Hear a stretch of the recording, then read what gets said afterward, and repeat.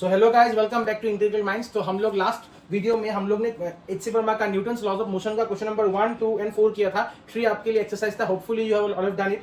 तो अभी हम लोग क्वेश्चन नंबर 5 की ओर मूव करते हैं, ठीक है। तो क्वेश्चन नंबर 5 में क्या बोला गया है, ये एच.सी. वर्मा का क्वेश्चन है। तो यहाँ पे क्या बोला गया है, 2 blocks of equal mass m are tied to each other through a like string. तो एकदम सिंपल है, आप लोग ध्यान से देखिए। अगर कुछ बोला नहीं गया है तो ऐसे हम लोग को लिखना है, 2 ब्लॉक्स ऑफ इक्वल मास, ये आपका एक प्लेन है, are tied to a like string. Like string मतलब क्या, ये स्ट्रिंग का वेट नहीं है, ठीक है। नाउ बोला गया है one of the blocks is pulled along the line joining them with a constant force. ये लाइन के अकॉर्डिंग एक फोर्स लग गया है F, ठीक है। अभी बोला गया है find the tension in the string joining the blocks. अभी क्या निकालने बोला है, ये वाला का टेंशन।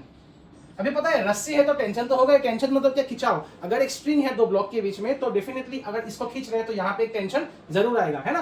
तो अभी हम लोग को क्या करना है, ऐसा क्वेश्चन दिखते ही माथा में क्या आना चाहिए, FBD, free body diagram. Free body diagram अगर आपका हो गया तो ये क्वेश्चन कुछ भी नहीं है, मैं बोल रहा हूँ आपको, ठीक है। एकदम सिंपल, ये 10 सेकंड का क्वेश्चन है। आपको ये अगर FBD बनाना आएगा 10 सेकंड में सॉल्व हो जाएगा। तो ठीक है, तो 2 ब्लॉक है तो 2 FBD बनेगा। तो पहला इस ब्लॉक के लिए FBD बनाते हैं। इस ब्लॉक में M है, इधर में मास, इधर में क्या बोला गया है, फोर्स। इधर में एक फोर्स लग रहा है हॉरिजॉन्टल, ठीक है। तो इधर में अगर फोर्स लगेगा, ये एक रस्सी है तो पीछे में क्या लगेगा, टेंशन, यानी कि खिंचाव। तो अगर इधर में कुछ फोर्स लग रहा है, definitely this block will move ahead, है ना। तो अगर ऐसा होता है तो F - T will give us some mass into acceleration, है कि नहीं। ये फोर्स अगर ज्यादा होगा इस फोर्स से, डेफिनेटली इस ब्लॉक में एक एक्सेलरेशन आएगा। अभी ध्यान देने लायक बात ये है, ये जिस तरफ, ये अगर इधर की तरफ मूव करेगा तो ये ब्लॉक भी उधर की तरफ मूव करेगा, tied to the same string. तो इसमें अगर एक्सेलरेशन ए आता है तो इसी ब्लॉक में भी एक्सेलरेशन ए ही आएगा। क्यों, क्योंकि ये दोनों सेम स्ट्रिंग से है कि नहीं। तो ये वाला कंडीशन में F - T = ma आ गया। अभी सेकंड वाला ब्लॉक का देखते हैं, उसका भी लेकिन एक्सेलरेशन सेम ही होगा। तो इधर में ये एक m है, इधर में क्या है, सिर्फ टेंशन है, क्योंकि फोर्स तो इसमें लग रहा है, इसमें सिर्फ टेंशन है। तो यहाँ पे लेकिन ऑपोजिट फोर्स तो कुछ है नहीं, क्योंकि फ्रिक्शनलेस बोला गया, फ्रिक्शन भी नहीं है। तो क्या होगा, तो ये जो m होगा into a will give us some t, ये t will bring only acceleration in this mass। अभी ये acceleration और ये acceleration बिल्कुल सेम होगा, क्योंकि they are tied with the same string। ये जैसे जैसे मूव करेगा ये भी वैसे वैसे मूव करेगा, है कि नहीं। और मास भी सेम है, तो ये ma और ये ma तो सेम है, तो ये t को हम लोग इधर बैठा सकते हैं, है कि नहीं। तो F - T is nothing but t, है कि नहीं। ये ma मतलब ये ma और t मतलब t, क्योंकि मास भी सेम है, एक्सेलरेशन भी सेम है। तो F = 2t। तो अगर हम लोग को अभी निकालना क्या, टी, एफ तो बोला गया है, तो टी निकालने के लिए क्या करेंगे, T is nothing but F/2, खत्म। इतना सा सिंपल क्वेश्चन है। इस क्वेश्चन में सिर्फ निकालना ये था FBD निकल गया तो आंसर पूरा। देखिए ये इक्वेशन, दोनों इक्वेशन को देखने से ही मालूम चलता है ये टी, ये दोनों तो सेम है। टी को उधर में बैठा दो, फिर टी निकाल दो, एकदम खत्म, एकदम सिंपल क्वेश्चन है ना। अभी ठीक है, हम लोग क्वेश्चन नंबर ये 5 हो गया। Now will move to question number 6 को करते हैं, ठीक है। तो क्वेश्चन नंबर 6 में बोला गया है A particle of mass 50 gram moves on a straight line। अभी ध्यान से देखिए, यहाँ पे एक आपका ऐसा डायग्राम बना हुआ है, ठीक है। तो ऐसा एक ग्राफ बना हुआ है, इधर में और इधर में आपका 2 पॉइंट है। ये है यहाँ पे 2 सेकेंड, इधर में 3, इधर में 4, इधर में 5, इधर में 6। ये एग्जैक्टली 3 और 5 नहीं बोला गया है, लेकिन ऐसा मतलब आपको मालूम चलेगा इतना ही कुछ है, ठीक है। 15, 10 और ये 5, ठीक है। अभी ये क्या ग्राफ है, this graph represents velocity with time. मतलब ये इधर में टाइम है और ये इधर में वेलोसिटी है। मतलब velocity is nothing but distance per unit time, ठीक है। तो बोला गया है अ पार्टिकल ऑफ मास कितना गया है, 50 ग्राम, 50 ग्राम का हल्का सा एक लोहे का टुकड़ा है, वो स्ट्रेट लाइन में मूव कर रहे हैं। मतलब एक स्ट्रेट लाइन में ऐसे आगे बढ़ते जा रहे हैं, ठीक है। The variation of speed with time is shown in figure. ये जो वेरिएशन है, वो पार्टिकल का वेरिएशन है स्पीड का, वो पहले 0 सेकंड में उसका स्पीड नहीं था, 2 सेकंड आते आते उसका स्पीड 10 सेकंड जैसा हो गया, 3 सेकंड आते आते स्पीड 15 सेकंड हो गया, फिर 4 सेकंड में स्पीड 15 सेकंड ही रहा, फिर 5 सेकंड में 15 सेकंड, लेकिन 6 सेकंड में आपका 6 सेकंड में वो फिर स्पीड ड्रॉप हो गया, 10 सेकंड हो गया। तो ऐसा एक ये स्पीड वर्सेस टाइम का एक कर्व दिया हुआ है, ठीक है।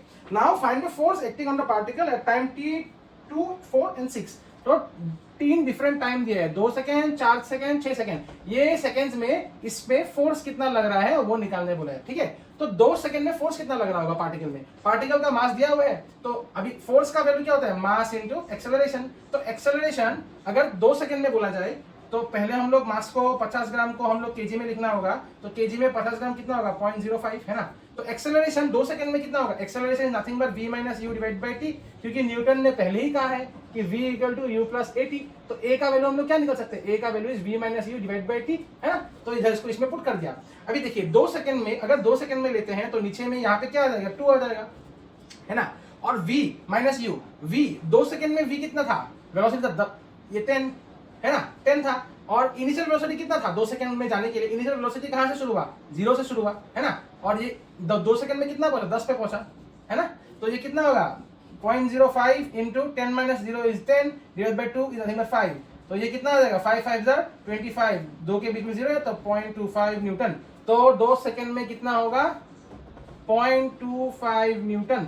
एकदम सिंपल क्वेश्चन है, कुछ नहीं है, समझ में आ रहा है ना। Force is nothing but mass into acceleration. Mass तो पता ही है, एक्सेलरेशन का वैल्यू क्या होता है v minus you by T. तो 2 सेकंड में वेलोसिटी कितना 10 सेकंड्स, इनिशियल वेलोसिटी कितना था 0 सेकंड्स डिवाइड बाई टी। अभी हम लोग 4 सेकंड में करते हैं। अभी 4 सेकंड में आपको ये सब करने का जरूरत नहीं है, ध्यान से देखिए।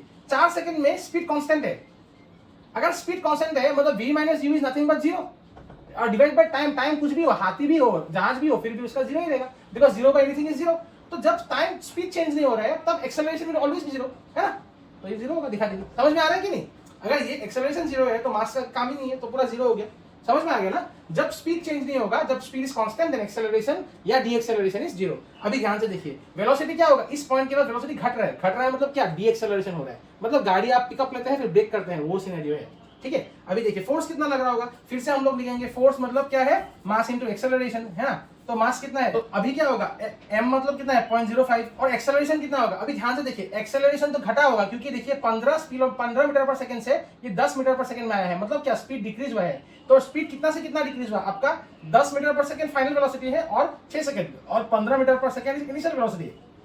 और ये कब हुआ, आपका 1 सेकंड में हुआ, 5 से 6 सेकंड, 5 सेकंड में आपका 15 मीटर पर सेकंड था, 60वां सेकंड में आपका 10 मीटर पर सेकंड आ गया। तो वेलोसिटी चेंज कब हुआ वो टाइम लेना है आपको, ठीक है। तो ये आपका वेलोसिटी चेंज आ गया, तो इधर में कितना डिफरेंस पे चेंज हुआ, 1 सेकंड में चेंज हुआ है वेलोसिटी, ठीक है। तो 1 सेकंड में अगर वेलोसिटी इसका चेंज हुआ है तो अभी हम लोग कितना निकाल सकते हैं 0.5, और ये 10 माइनस 15 मतलब -5 डिवाइड बाई 1 है ना। तो डिवाइड बाई 1 होने से कितना होगा, ये आपका -0.25 न्यूटन। तो इधर में फोर्स क्या होगा, ये -0.25 न्यूटन। ये सेम फोर्स होगा लेकिन ये उल्टा डायरेक्शन में, क्योंकि ये फोर्स के आगे नेगेटिव क्यों आया है, क्योंकि ये डी एक्सेलरेशन हुआ है, गाड़ी मतलब रुकने का ट्राई किया, तो फोर्स ऑपोजिट डायरेक्शन में एक्ट किया है। वो पार्टिकल पहले वो इधर फास्ट मूव किया था, उधर में फोर्स लगा था 20.25 न्यूटन का, इसलिए उसका वेलोसिटी इंक्रीज किया। थोड़ा देर बाद फोर्स उस पे 0 लग गया, तो इसीलिए यहां से यहां तक वो कांस्टेंट स्पीड में चलता रहा। उसके बाद फोर्स इस डायरेक्शन में लग गया, तो इसीलिए उसका वेलोसिटी घट गया। समझ में आया, एकदम सिंपल सा क्वेश्चन है, 3 केस है, ये सॉल्व हो गया आपका, ठीक है।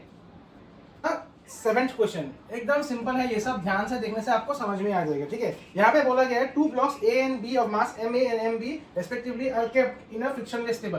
तो ये एक टेबल है, इस पे डायरेक्ट बोला गया है म्यू का वैल्यू 0 है, मतलब देयर इज नो फ्रिक्शन, ठीक है। तो यहाँ पे बोला गया है 2 ब्लॉक है, एक आपका MA है मास और दूसरा एक ब्लॉक है उसका मान लेते हैं MB।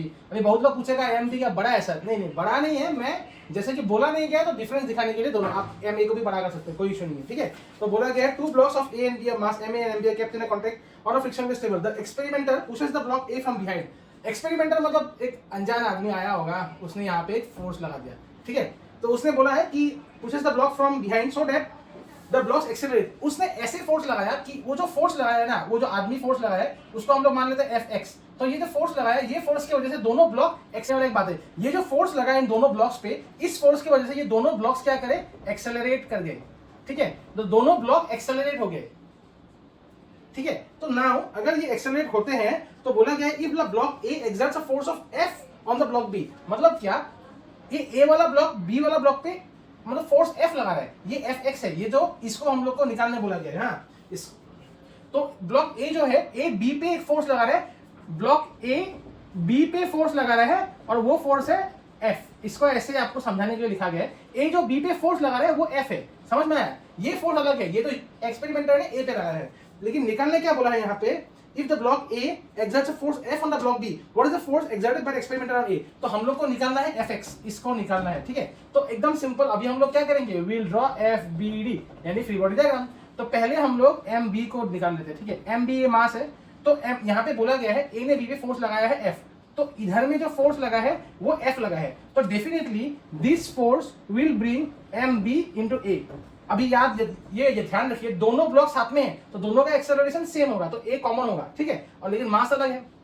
अभी बोला गया ये Fx निकालना है, तो Fx क्या है? Fx इज नथिंग बट ये जो फोर्स लगा ये दोनों ब्लॉक को मूव करेगा, है कि नहीं? तो ये MA प्लस MB ये होल को एक एक्सेलरेशन देगा, ठीक है, ये पूरा को एक एक्सेलरेशन दे रहा है। अभी इससे हम लोग क्या निकाल सकते हैं? A को A की जगह पे हम लोग क्या लिख सकते हैं? A की जगह पे F/mb लिख सकते हैं, है कि नहीं? एक ये जो एक्सेलरेशन है ये MA और MB तो गिवन क्वांटिटी है, ये तो दिया हुआ है, लेकिन A हम लोग को नहीं पता, लेकिन ये पता है कि B ब्लॉक पे एक फोर्स आ रहा है जो A ने एक्सर्ट किया है।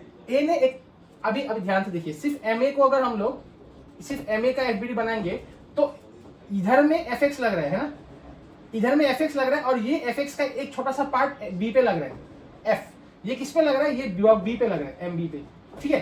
तो ये MB को सिर्फ F लग रहा है, इसीलिए F equal to MB into A, ठीक है। और ये पूरा F की वजह से, Fx की वजह से दोनों ब्लॉक मूवमेंट करेगा, तो इसीलिए Fx इक्वल टू दोनों मास इंटू एक्सेलरेशन। नाउ ये तो गिवन क्वांटिटी है, ये तो बोल के रखा है MA और MB, लेकिन हम लोग के पास गिवन क्या नहीं है? A नहीं है, तो A को निकाल देते हैं, तो इधर से तो A मिल जाएगा क्योंकि F बोला गया दिया हुआ है, तो F/mb is nothing but A।